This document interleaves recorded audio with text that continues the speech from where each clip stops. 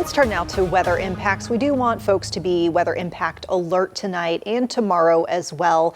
We're expecting some rain, but of course, Brittany, you pointed out we can't have too much of a good thing. Yes, we definitely can. In fact, we're going to see multiple inches of rain possible across a lot of our viewing area. Now, 1 to 3 inches of rain widespread is possible, but there likely will be some heaviest bands that set up that get even more than this, while there will likely be some spots that don't even hit 1 inch. Now, when it comes to forecasting specifically, there's not really true skill within hitting where that 1 to 3 inches of rain has been, but we do know that pattern recognition is going to be a big thing here, and it has consistently been east side here of Charlotte. Now, flooding is number one, but there are still a few risks here for damaging wind gusts near 60+ miles an hour. Think about even some of the thunderstorms we had over the past weekend near Conover. Those allowed for trees to fall on homes, but they weren't even under severe criteria. So we will have to watch that gusty wind risk very closely. So far, model data again pretty consistent on the eastern side of Charlotte, seeing some of the heaviest bands over toward Cabarrus County, parts of Rowan and Stanley, and even eastbound there toward Raleigh over toward Southern Pines. But again, a lot of this is going to come down to nowcasting.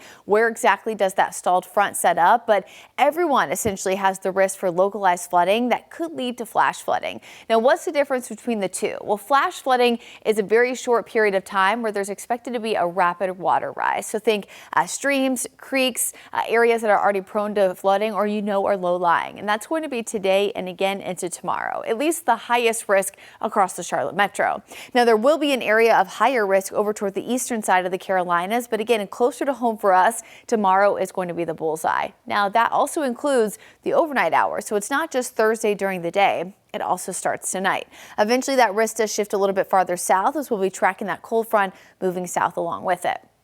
So with that being said, training thunderstorms, which are thunderstorms that set up across the same area and just kind of push more rain down to really down from the clouds, that is. We're already starting to see that up in the mountains and foothills. In fact, you can see here Iredell County, Alexander County, Northern Catawba getting already their second round of rain. First round started between 2:30 and 3 o'clock. Later on tonight, this will be the case for the Charlotte metro. As early as 9 p.m., I think we're already tracking some scattered downpours.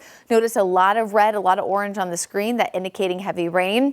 Eventually, this shifts more widespread and eastbound heading into tomorrow morning. Notice, though, what happens as we get to 9 o'clock. Now we'll notice what happens as we get into the afternoon.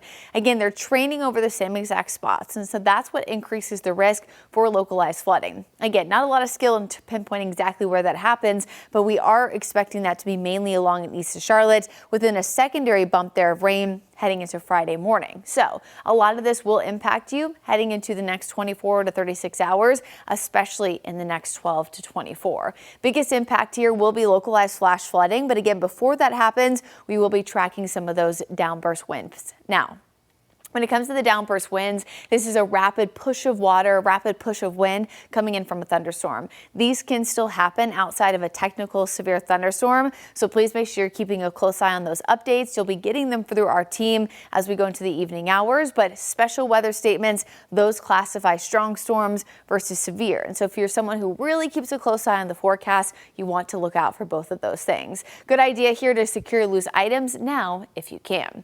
About 3 hours ago, Tropical Storm Bertha making landfall there in St. Bernard Parish in Louisiana. Still a tropical storm, still impacting parts of the Gulf Coast. Really not a ton of rain with this one, but there is some notable beach erosion, really dangerous beach conditions due to this weak tropical system. Again, it doesn't have a ton of rain, but it is still bringing impacts nonetheless. Bertha, as we know, becoming our second named storm of the 2026 Atlantic hurricane season. So far, both storms low-wind tropical storms, no hurricanes thus far, but both impacting portions of the Gulf Coast.